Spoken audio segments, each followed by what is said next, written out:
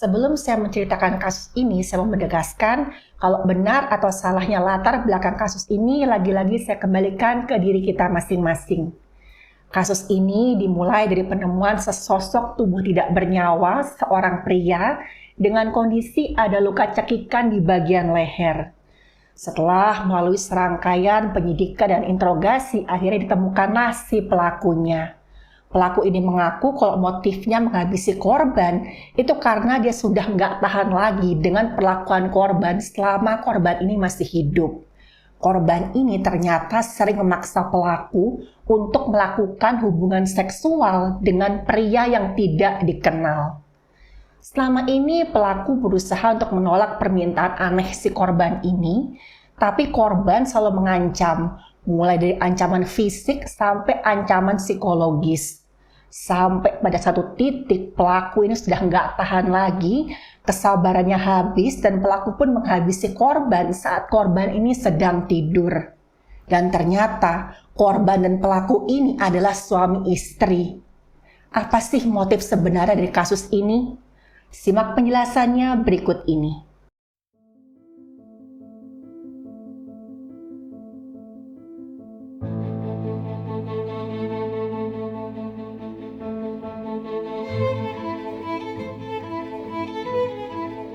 Halo, saya Dr. Stefani. Saya seorang dokter spesialis forensik dan saya belajar dari yang mati.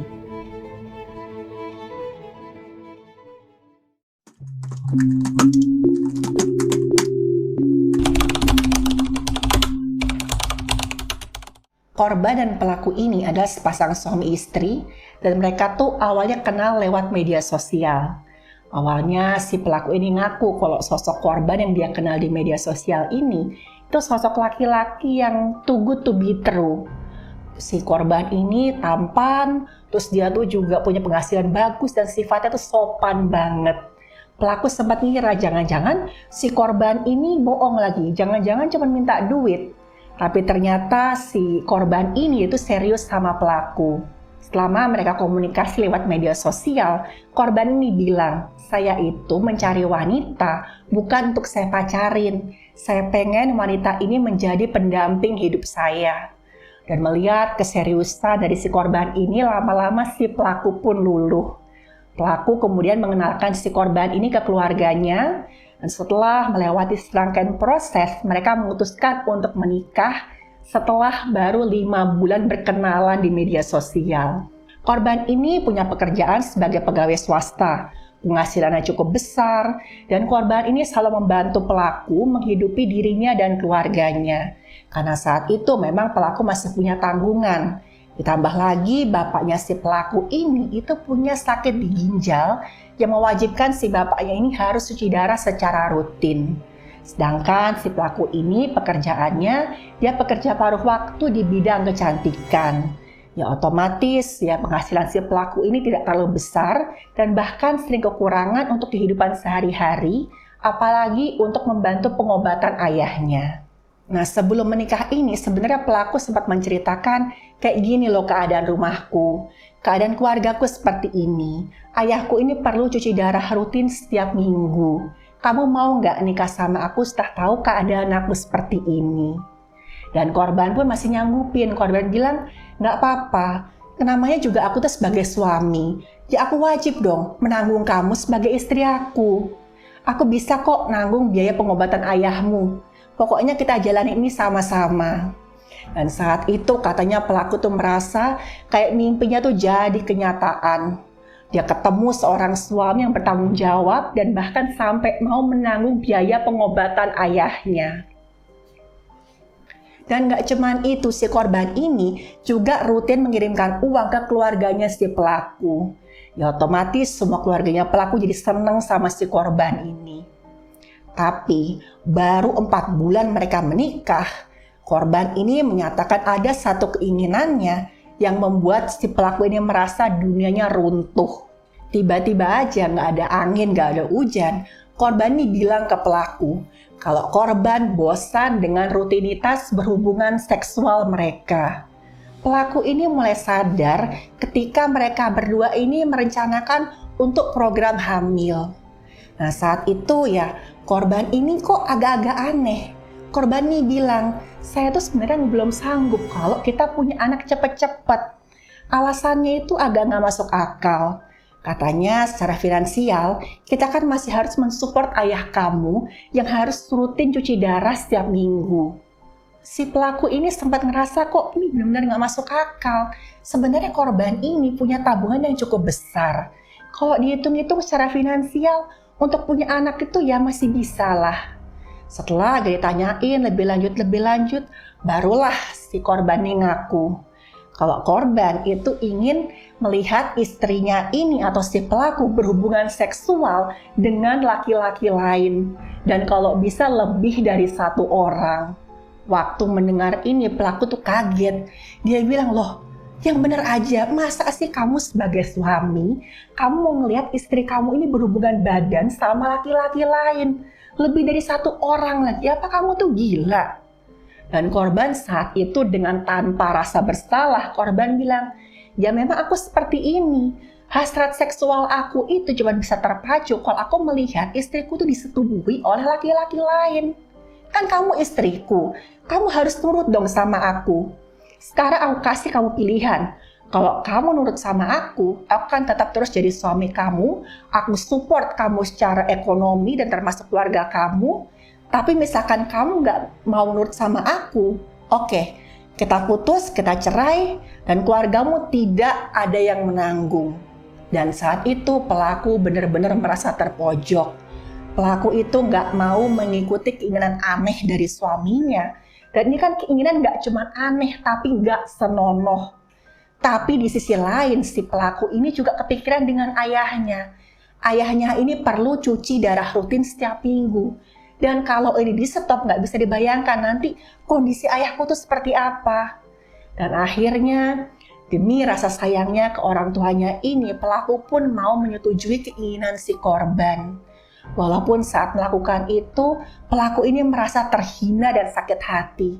Pelaku ini merasa dijadikan pekerja seks komersil oleh suaminya sendiri. Kata pelaku, beberapa kali waktu dia ini berhubungan badan dengan laki-laki lain sementara suami ini nonton, dia tuh merasa badannya itu udah kotor sekali, gak cuma badannya, tapi jiwanya itu udah rusak sampai pelaku ini pengen mengakhiri hidupnya sendiri. Satu-satunya yang buat pelaku ini bertahan, dia ingat ayahku masih butuh aku, ayahku masih butuh cuci darah. Dan awalnya waktu si pelaku ini berusaha memuaskan keinginan suaminya dengan berhubungan badan dengan laki-laki lain, pelaku berharap udah mungkin dengan begini udah stop sampai di sini aja keinginan aneh dari suamiku. Tapi ternyata tidak, si korban ini minta yang lebih lagi. Korban minta agar pelaku ini mau berhubungan badan dengan lebih dari satu orang, kalau perlu 2-3 orang. Karena saat itu si korban ngaku, kalau aku tuh udah gak cukup lagi ngeliat kamu berhubungan badan cuman sama satu laki-laki lain. Aku pengen lihat kamu ya berhubungan badan lebih dari 2-3 orang lah. Dan saat inilah pelaku benar-benar sudah mulai gak tahan.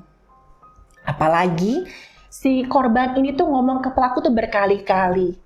Seakan-akan setiap hari tuh dirongrong, terus aku tuh pengen lihat kamu disetubuhi oleh banyak orang, begitu terus. Dan lama-lama pelaku ini nggak tahan, dan pelaku memutuskan untuk membunuh korban.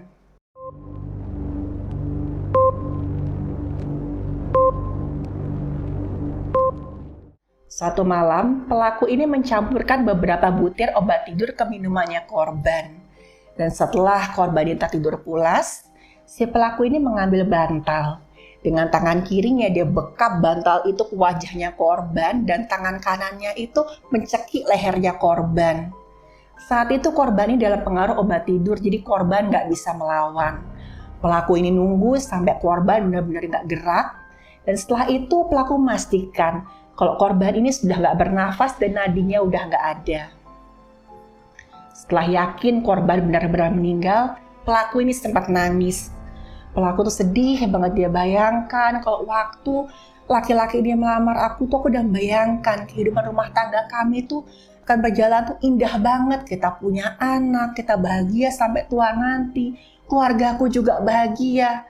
Aku tuh nggak nyangka kalau pernikahanku tuh akan berakhir dengan aku membunuh suamiku sendiri. Nah, setelah akhirnya pelaku ini mulai tenang, dia selimuti tubuh suaminya, dan pelaku ini pergi ke kantor pihak yang berwenang.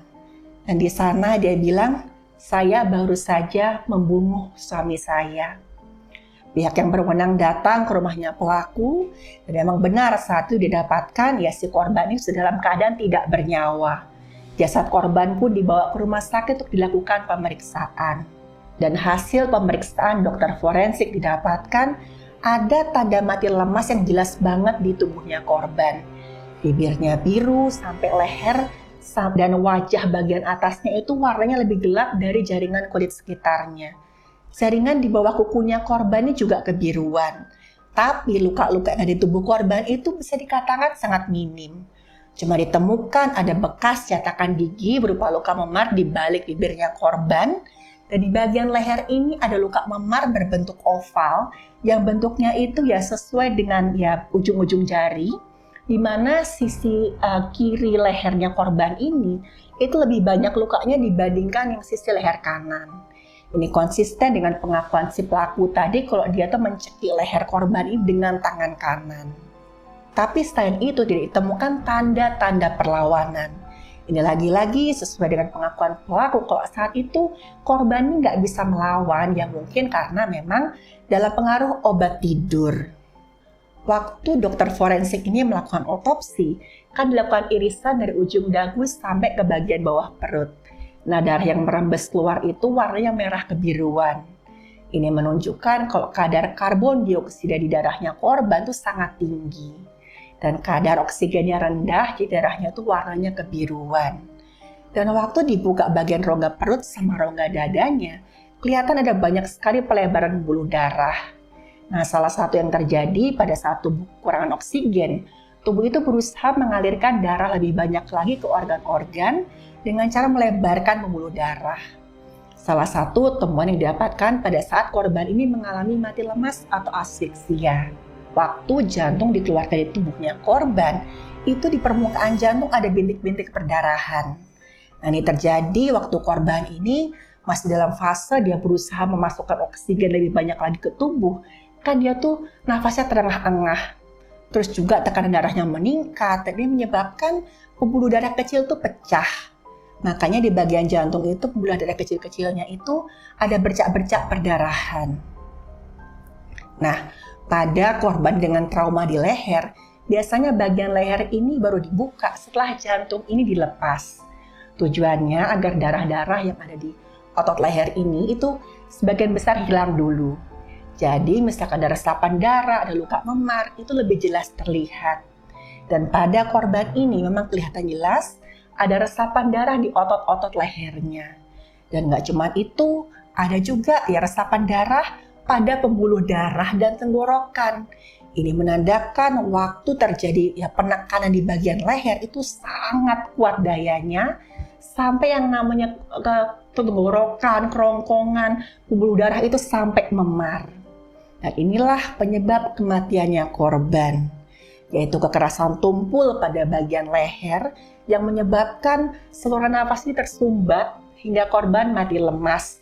Dan diperburuk dengan penekanan pada bagian wajah. Waktu dilakukan pemeriksaan pada darah korban, ditemukan kadar obat tidur yang cukup besar di darahnya korban. Dan kata dokter pemeriksanya ini sedikit lagi, korban ini meninggal karena keracunan obat tidur. Kadar obat tidur yang fatal di darah itu sekitar 0,1 mg per liter. Dan kadar yang ditemukan di darahnya korban itu 0,08 mg per liter.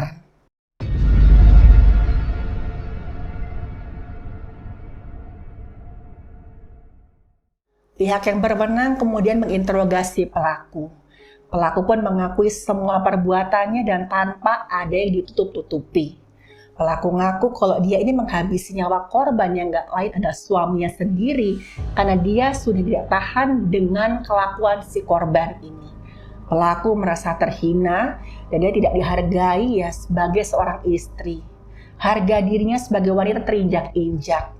Pelaku ini bilang selama ini saya dibesarkan dengan penuh kasih sayang oleh bapak saya Dan sekarang saya menikah sama laki-laki yang menjajakan saya ke laki-laki lain.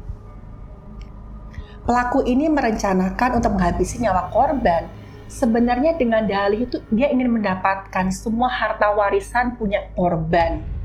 Pelaku bilang dengan korban yang meninggal dunia, sebenarnya pelaku berharap dia bisa mendapatkan semua harta korban untuk membantu pengobatan ayahnya dan untuk memulai hidup baru. Kalaupun nanti pelaku ini dipenjara, minimal bapaknya ini bisa dapat uang untuk melanjutkan pengobatannya. Keinginan seksual aneh yang dilakukan korban ini itu disebut sebagai sebuah fetish. Ya, fetish ini ya semacam kelainan kejiwaan, ya seseorang yang punya ketertarikan ya pada bagian tubuh tertentu, benda tertentu atau aktivitas gak wajar untuk memenuhi kebutuhan atau kepuasan seksualnya. Pada kasus ini, fetish yang dialami oleh korban disebut sebagai cuckolding. Nah, fetish ini itu adalah kelainan jiwa yang berhubungan dengan di mana si penderitanya ini merasa terangsang kalau melihat pasangannya ini berhubungan seksual dengan orang lain. Dan menurut keterangan si pelaku ini, korban yang adalah suaminya ini itu sering mencari orang untuk bersetubuh dengan si pelaku ini melalui satu forum di media sosial atau aplikasi kencan. Dan total pelaku ini sudah 8 kali dipaksa berhubungan badan dengan laki-laki lain selama si korban ini tuh cuma menonton. Pelaku mengakui semua perbuatannya di depan pihak yang berwenang. Dan pelaku berkata dia rela menjalani semua proses hukum dan dia siap mempertanggungjawabkan perbuatannya di depan hukum.